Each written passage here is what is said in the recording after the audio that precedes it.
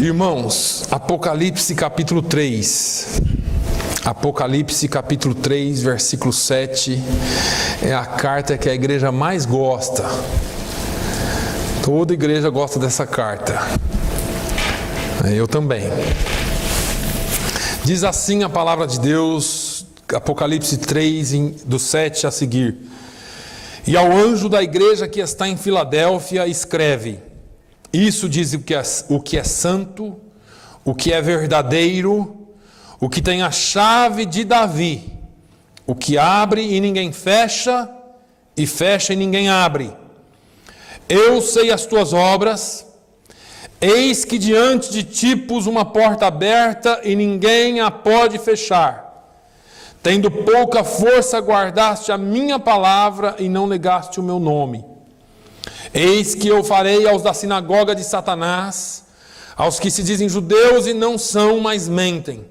Eis que eu farei que venham e adorem prostrados a teus pés, e saibam que eu te amo. Como guardaste a palavra da minha paciência, também eu te guardarei na hora da tentação que há de vir sobre todo o mundo, para tentar os que habitam na terra. Eis que venho sem demora, guarda o que tens, para que ninguém tome a tua coroa. A quem vencer, eu o farei coluna no templo do meu Deus, e dele nunca sairá. E escreverei sobre ele o nome do meu Deus e o nome da cidade do meu Deus, a nova Jerusalém, que desce do céu, do meu Deus, e também o meu novo nome. Quem tem ouvidos, ouça o que o Espírito diz às igrejas. Essa palavra é uma palavra maravilhosa, porém, não deixa de ter aqui as suas aplicações para a igreja local. Das 7 cartas, como foi dito na primeira semana, apenas 2 não recebem repreensões do Senhor: Esmirna e Filadélfia. Essas 2 igrejas não recebem repreensões. Em nenhuma das cartas ou a nenhuma das igrejas, Jesus faz uma apresentação de si mesmo tão longa, tão prolongada, o que mostra o interesse dele em revelar-se de maneira plena para quando a igreja se mantém fiel à sua palavra. Então, todas as vezes que a igreja se mantém fiel à palavra de Deus, o Senhor vai se revelar de maneira plena a esta igreja. Aleluia. Eu disse para os irmãos durante essas semanas de estudos que alguns detalhes são importantes nessas cartas. Um desses detalhes importantes é que não importa o estado espiritual da igreja, não importa se a igreja está lá embaixo espiritualmente, ou se a igreja está lá em cima espiritualmente, no nível que o Senhor aceita, no nível que o Senhor quer que estejamos, a todas elas o Senhor chama de igreja. O Senhor não faz distinção de igrejas. A todas o Senhor chama de igreja. Igreja é igreja. Um outro detalhe a se observar, e você vai perceber isso em Sardes, em Pérgamo, em Tiatira, que são as igrejas que estão com um nível um pouco de declínio, que são mais repreendidas pelo Senhor, que mesmo nessas igrejas o Senhor encontra um remanescente.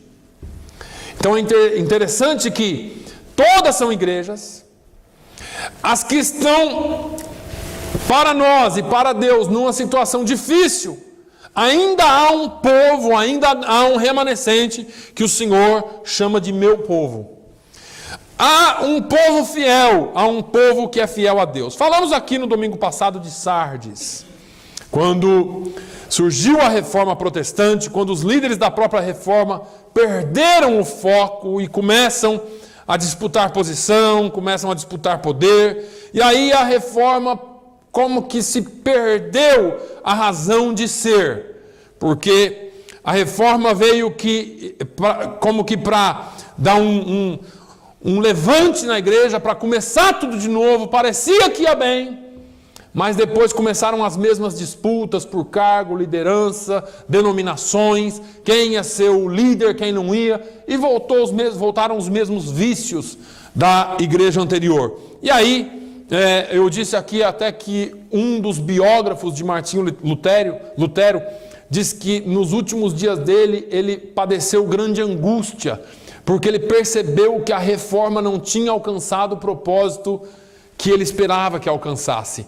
Ele talvez tenha até morrido por causa de sofrer de tanta angústia. Isso é o que um dos biógrafos de Martinho Lutero fala. No entanto, é um período que Deus levanta homens para marcar a história da igreja. Apesar de todos os problemas, Deus levantou homens nesse tempo. Eu citei alguns nomes aqui. Eu falei de John Hus, que era o reitor da Universidade da Boêmia. Ele reuniu os bispos e arcebispos da Boêmia e falou: eu vou conversar com eles e falar com eles, porque a igreja tem que voltar às raízes da doutrina, a igreja tem que voltar a pregar o evangelho, aquilo que nós chamamos de doutrina dos apóstolos. E ele reuniu os arcebispos e os bispos num local e pregou para eles, conclamou que eles voltassem a sã doutrina, e alguém lá no meio levanta a voz e fala: herege, mata. E aí ele levou um susto, porque ele esperava que estivesse no meio de irmãos. Os bispos se reuniram, os arcebispos se reuniram e decretaram a morte de Hus. Hus foi queimado vivo, só que Hus, enquanto estava sendo queimado vivo, antes de morrer, ele proferiu uma palavra profética e disse assim: hoje vocês matam o ganso, mas daqui a 100 anos, Deus levantará um cisne que ninguém poderá matar. 100 anos e 3 meses depois, Martinho Lutero. Lutero significa cisne em alemão. Martinho Lutero levantou e pregou as 95 teses na porta da igreja de Wittenberg, na Alemanha, e começou a grande reforma protestante. Então, Deus sempre levantou homens. Agora nós chegamos em Filadélfia. Filadélfia é a igreja do amor fraternal. Porque a palavra Filadélfia significa amor fraternal. Fileó mais Adelphos, quase meu nome. Adelphos, né? Amor fraternal. Filadélfia era uma cidade próspera. Era a segunda maior cidade do Império da Lídia. Em Filadélfia, os produtos industrializados a partir da lã e do couro de animais, como da ovelha, tornava a cidade conhecida e próspera pela fabricação de roupas. Filadélfia estava na convergência das principais vias e estradas comerciais do mundo antigo. Ela ficava entre Pérgamo e Laodiceia. Todas as rotas comerciais internacionais passavam por Filadélfia. Era uma cidade construída numa encosta de um morro, de uma montanha. E a história diz que Filadélfia foi constantemente assolada por terremotos. A cidade de Filadélfia foi constantemente assolada por terremotos.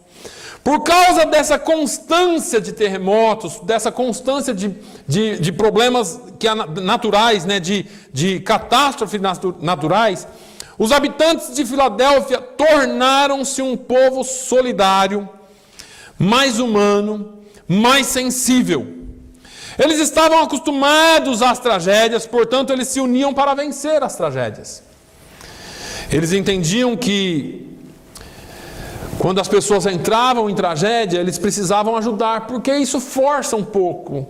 Vocês já perceberam que a família se torna muito mais unida no meio da tragédia? Vocês já perceberam que quando as pessoas estão passando por uma dificuldade, uma enchente, uma catástrofe natural, as pessoas se unem para se ajudar? Isso era comum em Filadélfia. Diz o historiador que Filadélfia era uma cidade hospitaleira, justamente devido a esse problema dos constantes terremotos. Mas, assim como as outras cidades da região, Filadélfia também era uma cidade idólatra. Eu só estou dando esse contexto aqui para os irmãos entenderem o que Jesus escreveu. Lá estava um templo ao imperador Tibério, que havia edificado a cidade depois de um grande terremoto. Então eles se sentiam na obrigação de adorar o imperador. Quem não adorava Tibério em Filadélfia era perseguido.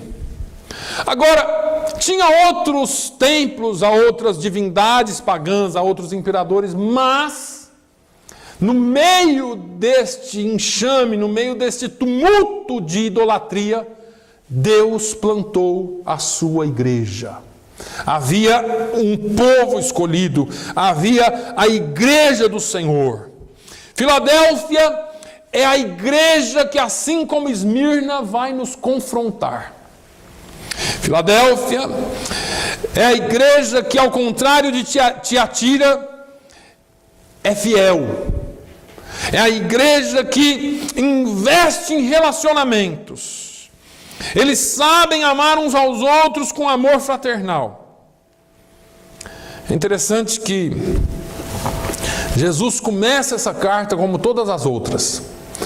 E começa dizendo: e ao anjo da igreja que está em Filadélfia escreve. Vamos lá, não se sabe quem era o pastor da igreja de Filadélfia. Não se sabe nessa época se eram quem era. Agora, sabe-se, e nós já falamos aqui, que todas as cartas foram direcionadas aos anjos das igrejas, ou ao anjo da igreja tal, que são os pastores. Se foram elogios, se foram reprimendas, se foram repreensões, se foram coisas que precisavam ser acertadas, foram direcionadas aos pastores. Por quê, irmãos?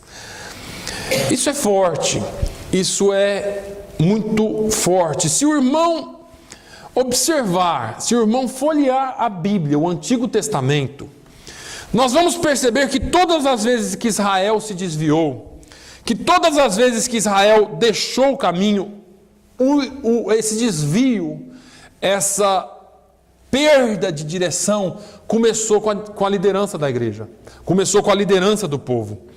Todas as vezes que Israel viveu um grande reavivamento, também começou com a liderança. Significa dizer que, se nós, seres humanos, já percebemos isso, Satanás também já ia há muito tempo atrás. Presta atenção, isso é muito sério. Qualquer desvio doutrinário, qualquer divisão, qualquer crise, qualquer heresia, dificilmente nasce no meio do rebanho. Essas coisas geralmente nascem no coração de alguém que está na liderança. Quando eu peço oração pela liderança, tem um motivo. Tem um motivo. A rebelião que houve no céu não começou com um anjo que fazia parte das hostes celestiais, de adoração, de guerra, não. Começou com alguém que tinha uma posição de comando. A Bíblia diz que Lúcifer estava sobre uma boa parte dos anjos, ele era o líder do louvor. Lúcifer é o anjo de luz. Em algum lugar ele é chamado de estrela da manhã, quase que se comparando a Jesus. Ele quis se comparar a Jesus. O fato é que todas as vezes vai nascer dentro da liderança. E é por isso que as cartas são direcionadas ao anjo. Porque se alguém tem que erguer as orelhas, como o cachorro faz quando está esperto, se alguém tem que ficar em posição de prontidão sempre, é a liderança da igreja. É por isso que na carta de Sardes o Senhor diz: isto diz aquele que tem as 7 estrelas em suas mãos. Eu já falei que Apocalipse 1:20 fala do mistério das 7 estrelas, dos 7 castiçais. As 7 estrelas são os 7 anjos da igreja, das igrejas. É por isso que o Senhor, Ele dá e Ele toma. É por isso que o Senhor que coloca na posição é também o Senhor que tira. É por isso que o Senhor que chama é também o Senhor que dispensa. Quem não lembra de Saul aqui? Não pense você que Saul foi escolhido pelos homens.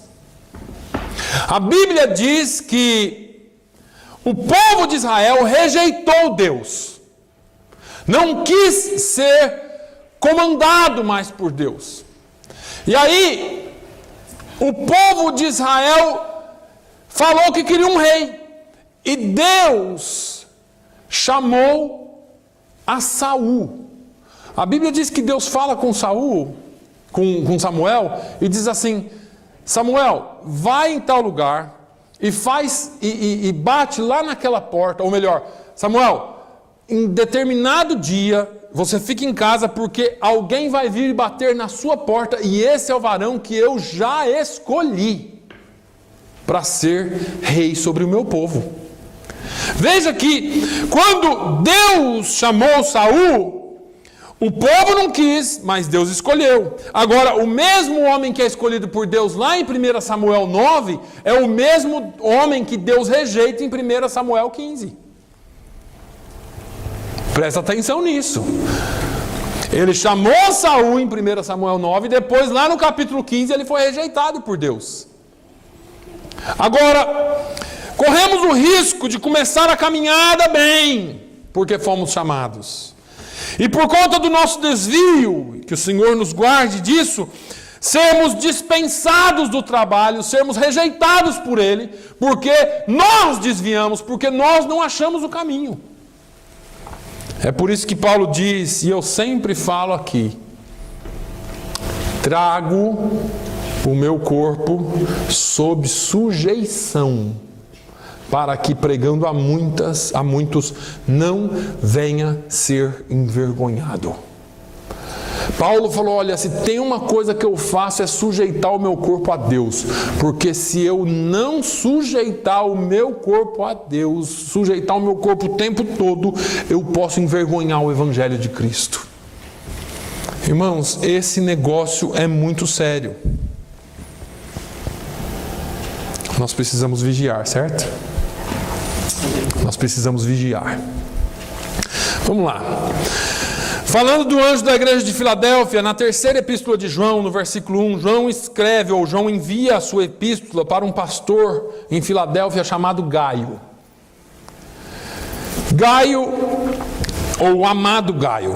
A gente não sabe se nessa época Gaio era o pastor da igreja, mas a gente sabe, os historiadores dão conta de que Gaio foi pastor da igreja em Filadélfia. Jesus começa dizendo: ao anjo da igreja que está em Filadélfia escreve: isto diz o que é santo. É bom que nós lembremos quem nós somos e quem Jesus é. Aleluia. Quando a gente vem para a igreja, quando a gente vai falar com Deus, nós precisamos lembrar quem é Deus, ou quem é Jesus, e quem somos nós. Eu vou falar uma coisa para você que talvez você não se lembre muito bem, mas Jesus é santo. Jesus é santo. Eu falei aqui no começo: não faça do que é santo comum. O Senhor, se eu não me engano, a Malaquias, ele fala: olha, o povo os sacerdotes têm feito comum aquilo que é santo. Jesus não está no nosso patamar. Ele já esteve aqui, mas ele não está no nosso patamar. Ele é Deus e ele é santo. Glória a Deus. Não trate as coisas de Deus como coisas comuns. Por favor, Jesus é santo. Santidade é atributo pertinente à sua pessoa. Ele não é santo porque ele se esforça para ser santo. Ele é santo porque é atributo próprio seu. Ele é santo. Ele é santo. Ele é santo. No Salmo 16, no versículo 10, o salmista canta sobre essa santidade e diz: pois não deixarás a minha alma no inferno, nem permitirá que o teu santo veja a corrupção. falando de Jesus. Pedro, na sua mensagem pentecostal, em Atos 2, aplica este versículo a Cristo, fazendo-nos entender que esse é um texto messiânico que apontava para Jesus. Jesus é santo. É interessante que quando o anjo visitou a Maria e falou com ela, a partir do versículo 26 de Lucas 1, ele disse: salve, agraciada. O Senhor é contigo, bendita és tu entre as mulheres. A Bíblia diz que quando ela ouviu, ela se perturbou muito com aquelas palavras e considerou aquele negócio muito sério. Falou: que esse anjo está me saudando desse jeito? O negócio vai pegar para mim aqui, é sério. E aí o anjo disse: não temas, porque achaste graça diante de Deus. E eis que no teu ventre conceberás e darás à luz a um filho, e pôr-lhe-ás o nome de Jesus. Esse será grande, será chamado Filho do Altíssimo. E o Senhor Deus lhe dará o trono de Davi seu pai. Reinará eternamente na casa de Jacó, e o seu reino não terá fim. Maria disse ao anjo: como se fará isto, visto que não conheço homem algum? Respondendo o anjo, disse-lhe: descerá sobre ti o Espírito Santo, e a virtude do Altíssimo te cobrirá com a sua sombra. Por isso também o santo que de ti há de nascer será chamado Filho de Deus. Jesus já veio santo, morreu santo e é santo para sempre, porque ele não muda. 1 Pedro 1,15 diz: mas como é santo aquele que vos chamou, sede vós também santos em toda a vossa maneira de viver. Em João, no versículo 8, no capítulo de número 46, Jesus reúne um número de religiosos em torno de si e diz: quem dentre vós me convence de pecado ou me condena de pecado? Aponte um de vocês para mim qualquer pecado que haja em mim, é o que Jesus está dizendo. Quem é que pode me acusar de pecado? O único homem que nasceu, o único homem que cresceu, foi criança, adolescente, jovem, adulto, viveu nessa terra, experimentou. Tiago diz que ele era homem, sujeito às mesmas paixões que nós, no entanto ele não pecou, ele morreu sem pecado e portanto ressuscitou. É Jesus de Nazaré. Só ele é santo. Amém. Aleluia. Agora, ele se apresenta à igreja como santo, por isso, porque ele o é. Porque se ele não fosse, ele não diria. Isto diz o que é santo, o que é verdadeiro. Irmãos, as cidades da Ásia Menor, Éfeso, Esmirna, todas elas, Pérgamo, Sardes, Filadélfia, Laodiceia, Esmirna, estavam cheias de deuses, de deusas, de deuses, de santidades, de divindades, de templos, cheio de tanta coisa. Vou falar um negócio que você entende melhor, vai. Havia padroeiro para tudo lá. Cada cidade tinha um padroeiro, cada coisa tinha um padroeiro. Tinha padroeiro para tudo quanto é coisa lá. O filósofo chegou a dizer que era mais fácil encontrar em Atenas, eu estou falando de Filadélfia, mas naquela época tudo era muito influenciado pela cultura grega. Ele disse: olha, é mais fácil achar um templo em Atenas, um altar em Atenas, do que um adorador. Tinha mais santo do que gente para adorar. E a verdade era essa, tinha santo para tudo. Parece algum lugar que eu conheço. Agora Jesus chega e diz assim: dentre todos esses deuses, dentre todas as divindades que vocês conhecem aqui por nome, eu sou o verdadeiro. Amém. Glória a Deus. Isso diz o que é santo e que é verdadeiro. Olha, tem João, tem Maria, tem isso, tem aquilo, tem Zeus, tem Diana, tem tudo quanto é tipo de padroeiro. Eu sou o verdadeiro. Eu sou santo e eu sou verdadeiro. Aleluia. João 14,6, ele disse: eu sou o caminho, a verdade, a vida, ninguém vem ao Pai senão por mim. A história secular diz que Buda, antes de morrer, disse: eu ainda não encontrei a verdade. A história diz que Maomé, antes de morrer, diz: morro procurando a verdade. A história conta que Jesus, antes de morrer, disse: eu sou o caminho, eu sou a verdade e eu sou a vida. Aleluia. Esse é o Deus que nós servimos. Ele não está em busca de verdade, Ele é a verdade. Glória a Deus. Aleluia. Ele é o verdadeiro, aquele que é verdadeiro. Apocalipse 19:11. Na visão de João ele diz assim: eu vi o céu aberto, eis um cavalo branco, e o que estava sentado sobre ele chama-se Fiel e Verdadeiro, e julga e peleja com justiça. É Paulo quem diz: seja Deus verdadeiro em tudo e o homem mentiroso. Deus é verdade, Ele é verdadeiro. Isso aqui aponta para a sua fidelidade, aponta para quem Ele é, de que Deus, ou em Deus não há engano, em Deus não há sombra de dúvida, em Deus não há variação, não há margem para erro, não há possibilidade de tropeço. Deus é Deus. Por isso que Ele diz: isto diz o que é santo, isto diz o que é verdadeiro. Deixa eu te dizer uma coisa, descansa nisso. O Senhor é santo e Ele é verdadeiro. Irmãos, esta palavra é verdade. Eu estou incomodado hoje porque muitas vezes nós fazemos disso aqui comum. Estamos tão adaptados com ela, né? Você vai ali no meu escritório, eu devo ter umas 20 a 25 Bíblias, cada uma de um jeito.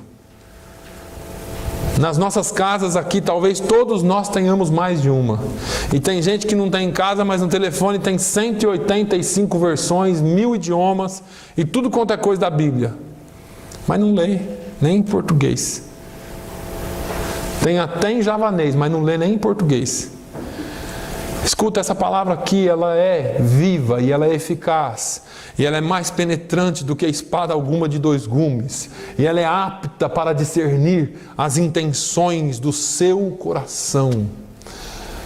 Tem dia que eu abro a Bíblia no meu celular ou no meu iPad, em alguma condição do dia eu olho, às vezes eu vou olhar alguma coisa, sai lá o versículo do dia, e a palavra de Deus penetrando lá no íntimo, é aquilo que eu precisava ouvir. Não estou fazendo sorte, às vezes eu nem pego o telefone. Todos os dias eu recebo lá o versículo do dia, plim, e às vezes eu não olho na hora. Quando eu abro aquilo, está lá, o que eu preciso ouvir naquele dia, porque a espada é a palavra que penetra lá no fundo e fala aquilo que você precisa ouvir. Aleluia. O mundo passa com toda a sua concupiscência, mas Deus é verdadeiro. Isso diz o que é santo, o que é verdadeiro, o que tem a chave de Davi, o que abre ninguém fecha e fecha ninguém abre. Essa frase aqui, ela é forte, tá? É uma frase, o que tem a chave de Davi, o que abre e ninguém fecha, e fecha e ninguém abre. Ninguém pode fechar a porta que Deus abrir. Ninguém pode abrir uma porta que Deus fechar. Ninguém. Às vezes nós não entendemos isso. Ninguém. Nada. O Senhor está deixando claro aqui que ninguém pode fechar. Se Ele fechou, está fechado. Se Ele abriu, acabou, está aberto. Você pode e deve confiar nisto. Só existem na Bíblia 2 menções à chave de Davi. Só 2. Uma é essa daqui, e a outra está lá em Isaías 22 e 22. Isaías 22 e 22 é uma profecia sobre o Messias, com as mesmas palavras. Diz assim: e porei a chave da casa de Davi sobre o seu ombro. Lá em Isaías, Deus está falando, eu vou colocar sobre os ombros dele, falando de Jesus. Aqui em Apocalipse ele está dizendo, eu tenho a chave de Davi. Deus já colocou sobre mim a chave de Davi. E porei a chave da casa de Davi sobre o seu ombro, e abrirá e ninguém fechará. E fechará e ninguém abrirá. Aleluia. Aleluia. E Jesus está dizendo aqui, eu tenho a chave de Davi. Eu abro e ninguém fecha, e fecho e ninguém abre. Chave, irmãos, fala de autoridade. Chave fala de domínio, de comando, de permissão de dar entrada, de permissão de dar saída. Chave, quem tem a chave tem o poder. Eu abro e você entra. Se eu não abrir, você não entra. Toda a autoridade está na sua mão. Eu me lembro de que quando Jesus estava sendo julgado, ou foi trazido para ser julgado, se eu não me engano, Pilatos falou para ele: você não sabe que eu tenho autoridade para te livrar da cruz? E Jesus, eu imagino olhando para ele, dizendo assim: você não teria nenhuma autoridade se não fosse lhe dada do alto. Irmãos, esse negócio de autoridade é muito sério, porque a autoridade vem dele. Qualquer hora eu vou falar sobre isso aqui. A autoridade não é um título que te dá. A autoridade não é alguém que põe sobre você. Não, a autoridade vem de Deus. E toda autoridade, segundo Romanos, é instituída por Deus. Nós precisamos saber disso. Toda autoridade está nas mãos dele. Em outras palavras, Jesus está dizendo, Jesus está falando para Pilatos: olha, Pilatos, não é você que está me mandando para a cruz. Não são os religiosos que estão me mandando. Eu decidi ir para a cruz. A autoridade aqui está em minhas mãos. Eu decido se vou, se não vou. Se eu falar que não vou, não vou. Mas se eu falar que eu vou. Não é você que está decidindo. Entende, irmãos? Muitas vezes nós vamos parar diante de pessoas com autoridade para decidir alguma coisa na nossa vida. Não é porque aquela pessoa só tem autoridade sobre nós. A autoridade vem de Deus. Essas pessoas são instrumentos para nos direcionar segundo a vontade de Deus. A chave não é tua. E deixa eu abrir um outro parênteses aqui. A palavra de Deus diz que todas as coisas concorrem conjuntamente para o bem daqueles que amam a Deus e que são chamados segundo o seu propósito, certo? Nós amamos esse versículo. Mas nós precisamos lembrar que são todas as coisas, não são as coisas boas. Todas as coisas contribuem para o bem. Então, pode ser as coisas boas e as coisas aparentemente ruins ou até ruins para nós, que contribuem para o nosso bem. Se é que nós amamos a Deus e somos chamados segundo o seu propósito. Você precisa entender que Faraó é só um instrumento. Pilatos é só um instrumento. A sua dor é só um instrumento. O seu problema é só um instrumento. O vizinho endemoniado é só um instrumento. O esposo, a esposa, o filho, a filha, o problema que tudo envolve é só um instrumento. Que, na verdade, Deus está usando no conjunto para o seu próprio bem. E você, quando está dentro do problema, você fala: eu não entendo como isso pode ser para o meu próprio bem. Mas é. Nós precisamos entender isso. Preste atenção. Porque na sua vida, nada. Lembra que a chave está nas mãos de Jesus. Ele abre e ninguém fecha, e fecha e ninguém abre. Então, eu entendo que nada acontece na nossa vida sem a permissão de quem tem a chave. Ele tem a chave. Nada acontece sem a permissão. Existe alguém com A maiúsculo acima das mais altas nuvens dos céus, e Ele tem o controle sobre todas as coisas, inclusive a sua vida. Aleluia. Creia nisso, descanse nele. A autoridade, lá em Daniel, no capítulo 7, Daniel tem uma visão, e nessa visão ele vê quando o Filho do Homem recebe domínio e poder para sempre sobre toda a terra. Lembra do que o anjo disse a Maria: Deus lhe dará o trono de seu pai Davi. O seu trono será eterno e jamais terá fim. Irmãos, uma vez que ele recebeu, o domínio é dele. Passem todas as coisas. Caiam todos os tronos, todos os impérios, mas o dele permanece para sempre. Ele é Deus. Ele tem a chave. Lá em Apocalipse 1, ele disse a João assim: não temas, eu sou o primeiro e sou o último. Eu Sou o que vivo e fui morto, mas eis que estou vivo para todo sempre. Descanse, irmãos, Ele está vivo para todo sempre. E Ele disse: eis que estou convosco todos os dias até a consumação dos séculos. Aleluia. Nos esquecemos, irmãos, disso.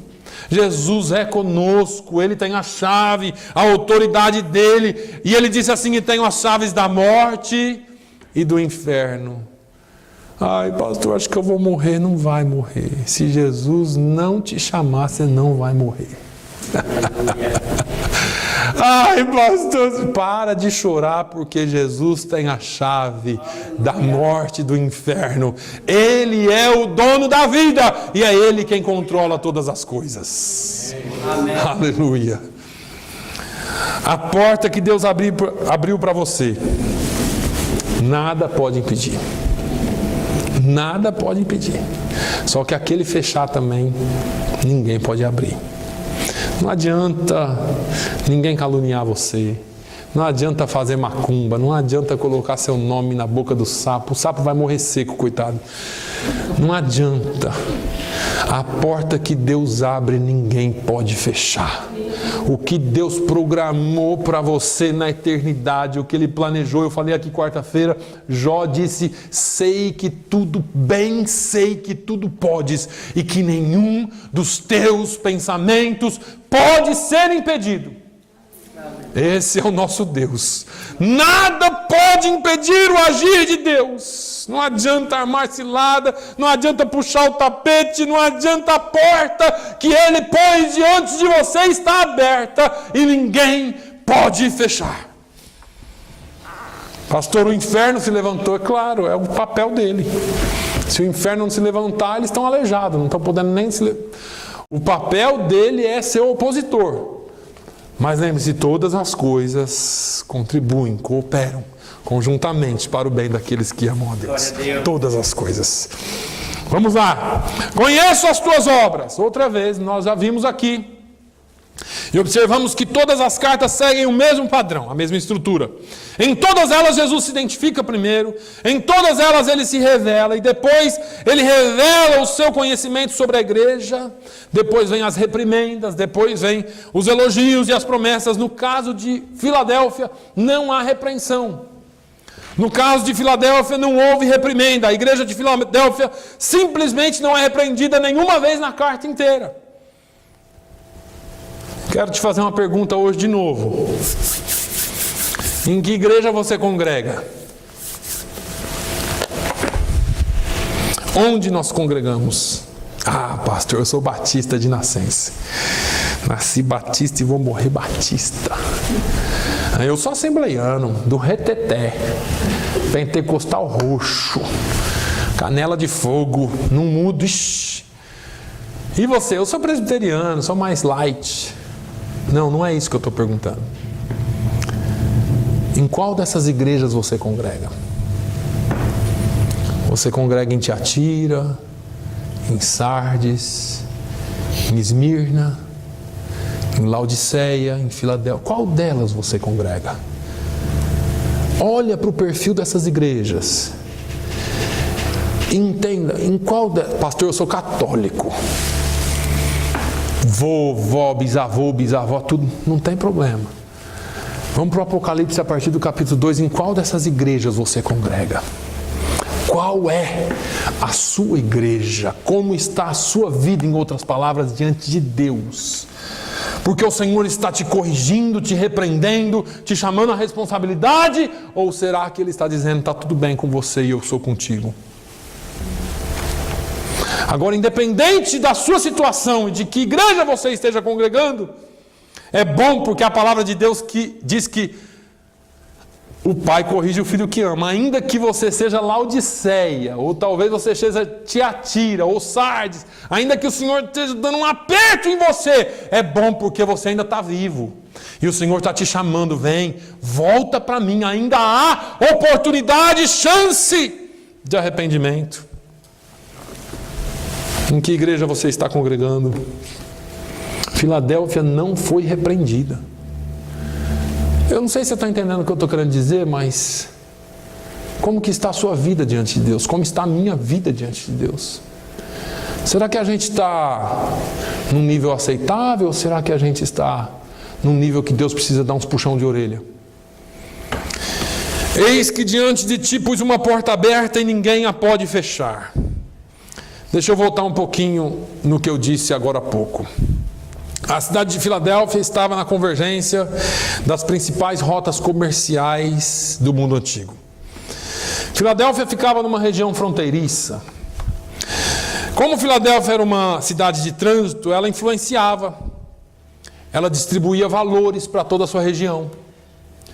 E isso com relação à igreja, porque apesar de ser uma cidade idólatra, a igreja influenciava, a igreja fazia.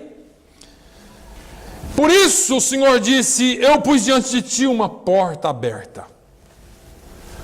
Agora segura aí nas cadeiras. Vamos voltar aqui para Fall River agora. Sai da Bíblia aí um pouquinho e volta aqui para Fall River. Ou para Plymouth. Igreja que não influencia a sociedade. Eu falei isso aqui quarta-feira e isso é dolorido.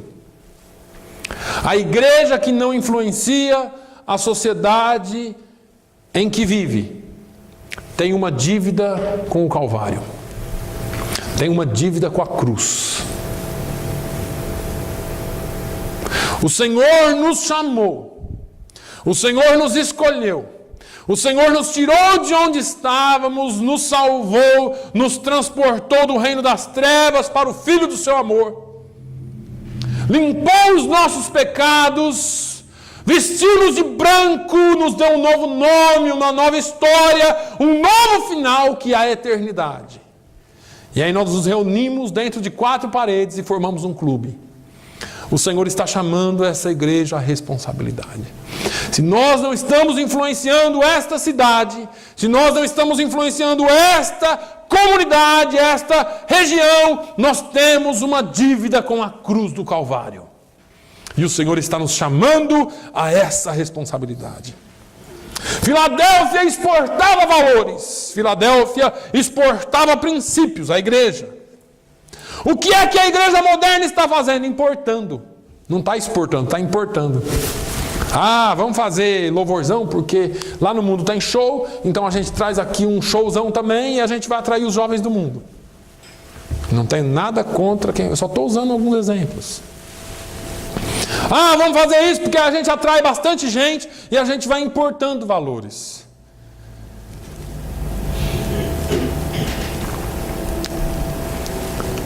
Os cultos de oração estão vazios.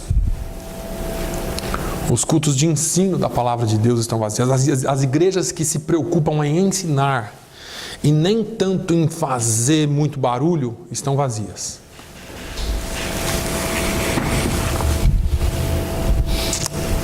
Não podemos importar valores do mundo. A pergunta que nós temos que fazer é: o que Deus espera de nós enquanto igreja? Deixa eu falar uma coisa, nós esperamos tanta coisa de Deus. Ai, pastor, Deus vai fazer. Ai, pastor, nossa, Deus vai mexer. Que Deus vai. Deixa eu te perguntar uma coisa. O que Deus está falando lá de você no céu agora? Ai, o Naline vai fazer, o Naline vai. Ai, o Antônio vai, o Manuel vai, a Cleide vai, a Cindy vai. E ele está aqui esfregando uma mãozinha na outra, esperando o que você vai fazer.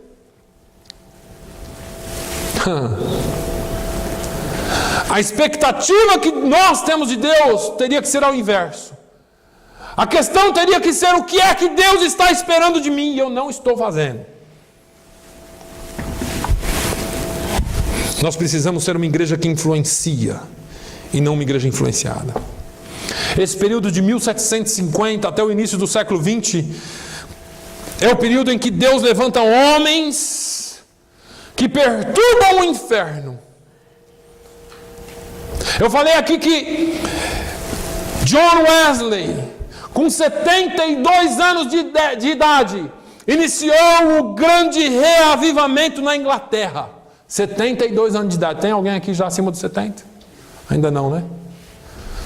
Só eu. 72 anos de idade, ele começou o grande reavivamento na Inglaterra. Convocou o povo, foi para a oração e o fogo desceu. É o período de Moody. É o período de George Whitefield. Esse cara aqui, esse George Whitefield, a história diz que ele tinha uma voz tão potente. Ai, se eu tivesse uma voz igual a dele. Que ele pregava sem auxílio de nenhum tipo de equipamento de som e a 5 quilômetros se ouvia o eco da sua voz. Pense numa voz abençoada. O sujeito forte de voz.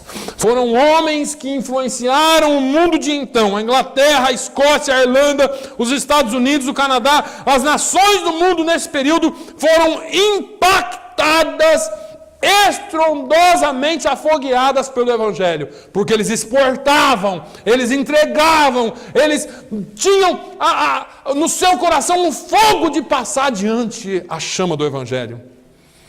O poder de Deus tomou conta da igreja naquele período. Sabe por quê? Porque eles creram nessa palavra. Eis que diante de ti tenho posto uma porta aberta e ninguém pode fechar. O Senhor colocou diante de nós uma porta aberta e a gente fica assim, mas e se hoje parece a previsão está dando chuva para sexta-feira, pastor. Nós estamos no domingo ainda. E nós já estamos olhando a previsão para sexta-feira, porque aí se chover nós não vamos fazer nada, nós vamos ter que evangelizar. E a gente vai assim, de mês em mês, de dia a dia, semana a semana, mês, ano, ano, e quando você vê, você está com 200 anos e já não pôde fazer mais nada para Jesus. Isso é muito sério. Eu falei aqui, me lembro de um testemunho de uma missionária baiana. Se eu me lembro bem esse testemunho, essa menina, ela colocou no coração dela que queria ser missionária, e Deus chamou ela para missões. E Deus chamou ela para ser missionária na África ainda menina. E ela sabia que Deus a havia chamado. E ela cresceu com essa chama no coração. E um dia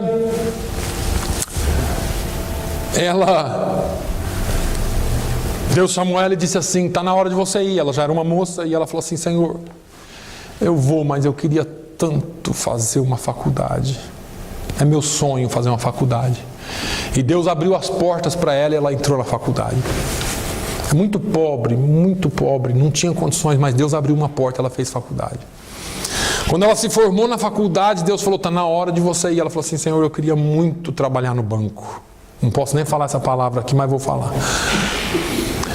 Os irmãos não vão entender, mas quem sabe entendeu. Queria muito trabalhar no banco e Jesus abriu uma porta para ela. Ela foi trabalhar no banco. E ela cresceu no banco e Deus chamou ela e falou assim, olha, eu já te dei o que você quis, vai para a missão. Ela falou, Senhor, eu vou, mas eu queria muito casar. Meu sonho é casar de noiva, entrar na igreja. E Deus deu um marido para ela e ela casou e entrou na igreja. E Deus falou, agora pega o seu marido e vai para as missões. E ela se achou grávida e disse, Senhor, agora eu estou grávida, espera a criança nascer. E a criança nasceu e Jesus chamou e falou, vai para as missões. E ela falou, agora eu preciso cuidar dos meus filhos. E assim foi protelando.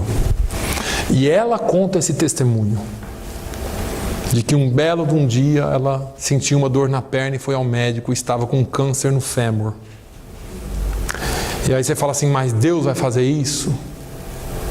Não, talvez aquilo já estava lá para acontecer. Mas ela perdeu tanto tempo da vida dela até que aquilo acontecesse. E aí o câncer se espalhou pelo corpo. E ela no leito da morte se lembrou de tudo aquilo que ela havia prometido para Deus e não havia cumprido. E ela fez uma promessa a Deus. Ela falou, Senhor, se o Senhor me curar, eu vou com a minha família toda para a África. E Jesus curou ela e ela foi para a África. Tiveram que serrar uma parte do fêmur dela. E ela é manca até hoje, mas ela está fazendo missões. Aleluia. Uma outra senhora, antes de morrer, deu o seu testemunho. Uma senhora argentina. Diz que Deus chamou ela para as missões durante muitos anos e ela se recusou. E o Senhor chamava ela para evangelizar na cidade dela e ela não ia. Ela foi se recusando e deixando para depois, E já velhinha, um dia sentada na varanda da casa dela, lá na Argentina, numa cidadezinha pequenininha, vai passando um homem em frente à casa dela e Deus toma ele, era um pastor. Apontou para ela e falou: eu te chamei a vida inteira para fazer a minha obra e você nunca foi fazer.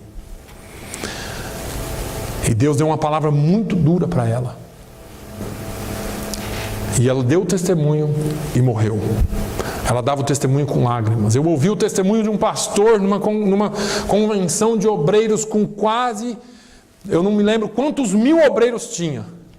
Mas ele tomou a tribuna e pediu perdão para Deus na frente de todos os obreiros, de todos os pastores. Tinha mais de 10 mil pastores. E ele disse assim: olha, eu estou pedindo perdão hoje aqui diante de Deus, porque meus últimos anos eu não tenho dormido. Um senhor velho já, à beira da morte.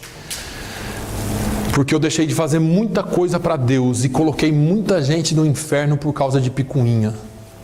Ah, irmãos, deixa eu dizer para vocês, o Senhor tem colocado uma porta aberta diante desta igreja. Aleluia. Ninguém pode fechar, mas se você não entrar por ela, as coisas não vão mudar.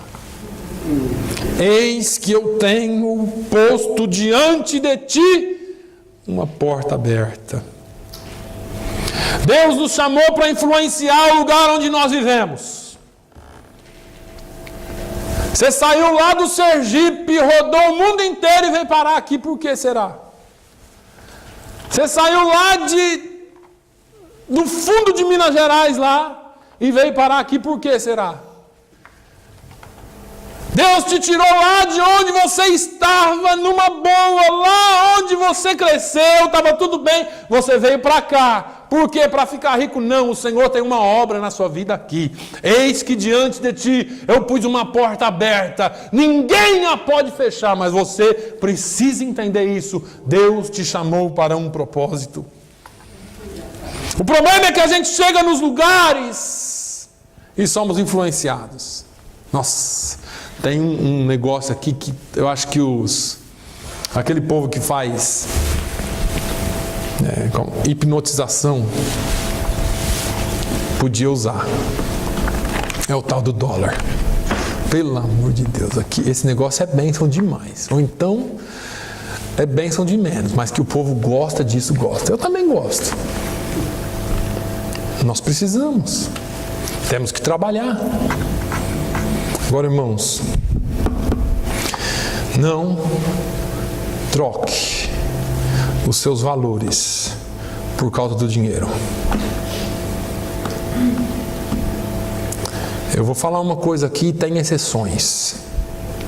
Existem exceções. Não é para todos que se aplica. Mas tem crente trabalhando 7 dias por semana. E Deus vai cobrar. O dinheiro que você ganha no 7º dia, no dia do Senhor, não lhe pertence, porque aquele dia é do Senhor.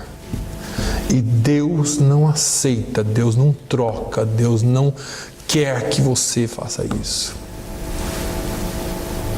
Eu estou falando isso de Deus, não é porque eu conheço só a sua vida, não. Estou falando isso aqui pelo Espírito.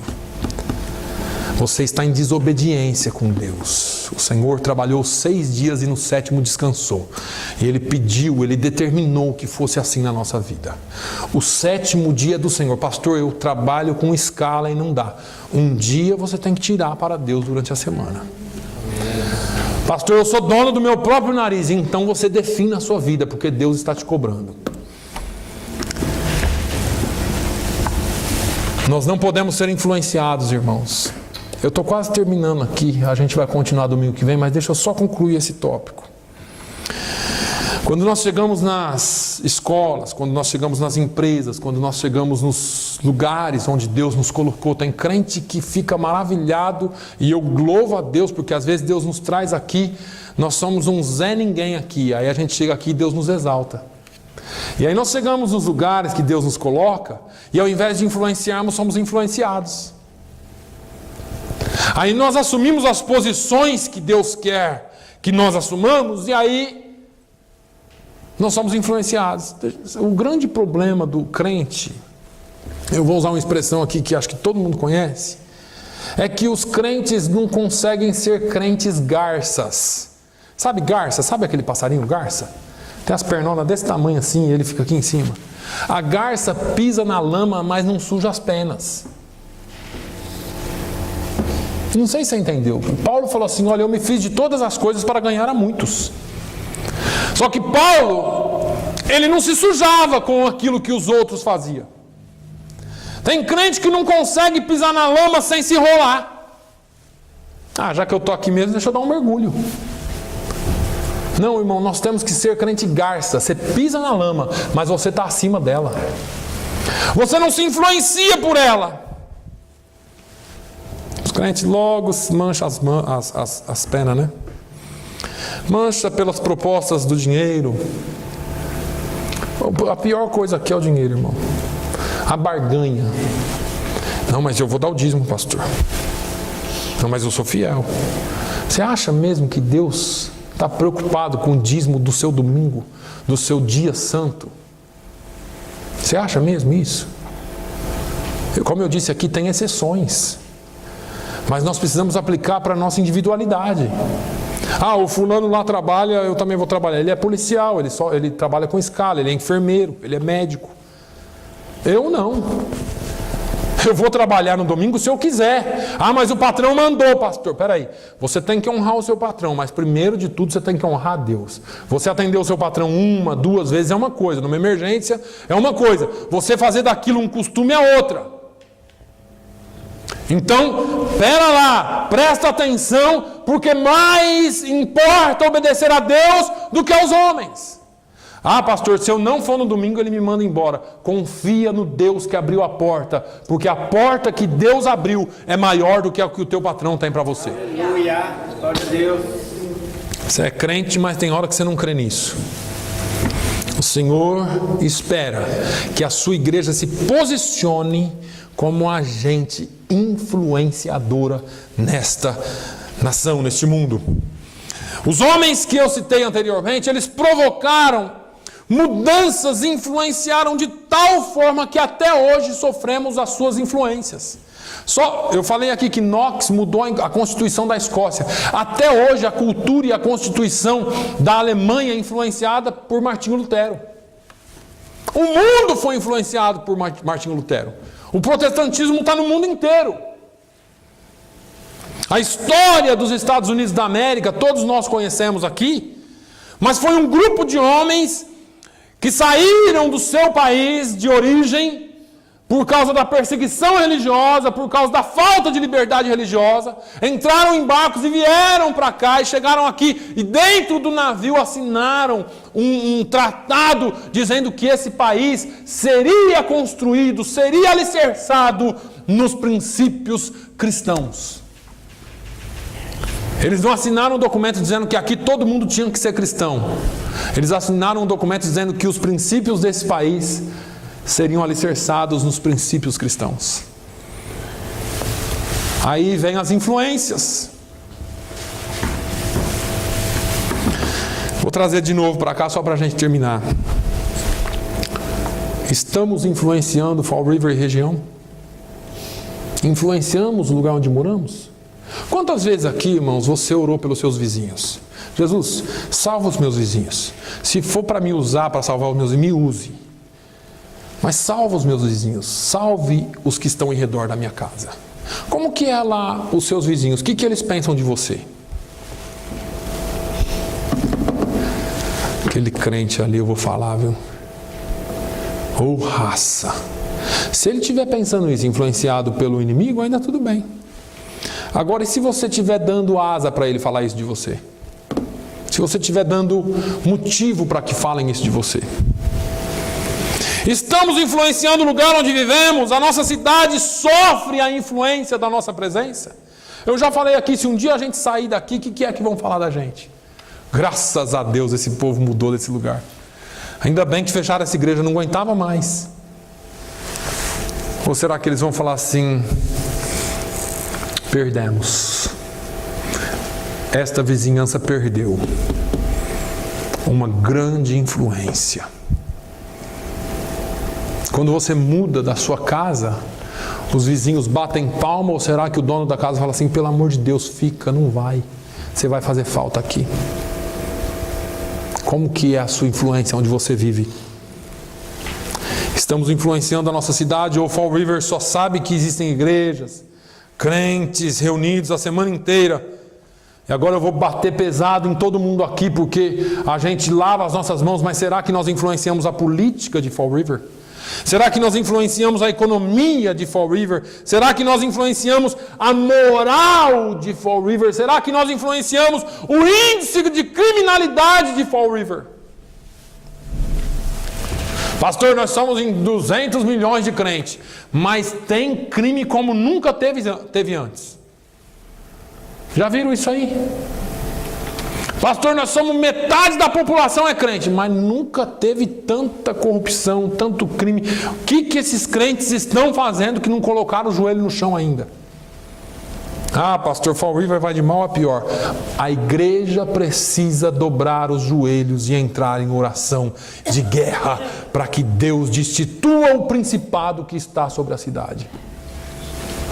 O Senhor colocou diante de nós uma porta aberta. O que é que estamos fazendo aqui? Cuidando da igreja dos outros? Ah, lá eles fazem isso. Eu não concordo, pastor. Não, aquela igrejinha ali, aquela ali. Não, aquele pastor ali. Não, aquela irmã ali. Cuidamos da vida dos outros. Falamos de quem peca, de quem deixa de pecar. Falamos dos movimentos, falamos dos envolvimentos, falamos de tudo. Mas o que Deus está dizendo é: igreja de Fall River, eis que diante de ti pus uma porta aberta e ninguém pode fechar. Existe a porta, ela está aberta. Nós precisamos trabalhar para o Senhor. Aleluia. Irmãos, nós temos aqui em Fall River, e para quem está assistindo e não conhece, em Fall River nós temos nações e nações e nações representadas. Nós temos aqui portugueses na maior parte da cidade, temos brasileiros, temos cabo-verdianos, africanos de diversas nações, do Cabo Verde, Angola e outras nações. Nós temos aqui um sem número de hispanos de quase todos os países da América Central, da América do Sul, de Porto Rico. Nós temos aqui um sem número de asiáticos. Você fala assim: pastor, nós temos a barreira da língua. O que você está fazendo aqui nos Estados Unidos? Que aqui não é só língua. Não é a minha língua. Se o Senhor te trouxe aqui, Ele quer te usar para trazer alguém. Ah, pastor, eu não consigo evangelizar em inglês. Mas você tromba com um brasileiro o dia inteiro e você não fala de Jesus. Você conversa com um português todo dia e não fala de Jesus. Ah, pastor, eu entendo mais ou menos o espanhol. E tromba todo dia no mercado com um hispano, todo dia, e não fala de Jesus. Irmãos, nós temos condições de exportar valores. Nós temos condições de exportar valores espirituais eternos que vão mudar nações, se você crer. Estamos exportando os valores? Eu sei que domingo que vem a metade da igreja não vai aparecer aqui, que o negócio está tão pesado, né? Às vezes eu estou orando e uma das perguntas que eu faço para Deus é: Senhor, como que o Senhor está me vendo? Você já passou pela sua cabeça perguntar isso? Jesus, o que o Senhor pensa de mim? Porque a gente tem tanta coisa para pensar de Deus, né? Mas o que é que Deus pensa de nós? Essa é uma pergunta que, como igreja, nós precisamos fazer. Como é que o Senhor está nos vendo como igreja? Deixa eu te falar uma coisa. Ninguém pode fechar a porta que Deus abriu para nós. Mas nós não podemos perder o foco. Se você e eu perdermos o foco, nós perdemos a oportunidade de fazer aquilo que Deus nos chamou para fazer. E você, deixa eu te falar, você pode fazer o que você quiser aqui nos Estados Unidos. Deus te trouxe aqui para um propósito maior. Ele não vai te impedir de fazer o que você quer fazer. Mas só você pode recusar fazer aquilo que Ele te chamou para fazer. Agora, se você aceitar fazer o que Ele te chamou para fazer, Ele vai te usar para fazer o plano dEle, para cumprir o plano dEle, fazendo aquilo que você gosta de fazer ou aquilo que você tem que fazer. Você vai ser uma bênção na vida de outros e Deus vai abençoar a sua vida abundantemente. Aleluia. Eu estou profetizando sobre a sua vida. Se você crê, receba no nome de Jesus. Aleluia. Fique de pé, feche os seus olhos, por favor. Nós vamos continuar domingo que vem. Andrew, we finish next Sunday. So the time is gone today. I don't know what happens with this clock. Não sei o que acontece com esse telefone, com esse relógio. O tempo não para, irmãos. Eu queria ter mais umas 3 horas para falar aqui, mas está todo mundo com fome. Senhor, no nome de Jesus, nós chegamos diante de Ti. Pai, eu falei só um pouco daquilo que o Senhor tem falado para nós. Eu consegui, na minha limitação, trazer um pouquinho daquilo que o Senhor colocou no meu coração. Senhor, enquanto essa semana nós passamos pensando e meditando nessa palavra, que no domingo que vem, se nós tivermos coragem de continuar com essa palavra, que nós tenhamos, ó Deus, a capacidade de entender melhor aquilo que o Senhor quer de nós. Meu Deus, eu sou limitado em expressar aquilo que o Senhor quer para a igreja, mas o Seu Espírito tem liberdade para falar conosco. Pai, coloque no nosso coração o desejo de ser bons representantes do Teu reino nesse lugar. Pai, no nome de Jesus, usa-nos durante essa semana. Usa a nossa vida aqui. Senhor, revela o Teu propósito para cada um que está aqui. Que quando nós chegarmos nos lugares que o Senhor nos leva, que o Senhor, ó Deus, possa mostrar e inclusive marcar apontamentos divinos. Pessoas que vão nos encontrar e vão ser oportunidades que nós teremos de evangelizar e falar que há um Deus que se importa, que há um Deus que cuida, que há um Deus que transforma. Pai, no nome de Jesus, coloque, Senhor, fogo nesta igreja. Coloque, Senhor, o desejo nessa igreja de Te representar, onde quer que nós estejamos. Dê-nos uma semana abençoada. Guarda-nos, visita-nos com cura, visita-nos com manifestações espirituais vinda do Teu trono, Senhor. É o que eu Te peço no nome de Jesus. Que o amor de Deus, a graça do nosso Senhor e Salvador Jesus Cristo, a comunhão e a consolação do Espírito Santo de Deus, seja sobre todo o povo de Deus. E todos digam amém. Glória a Deus.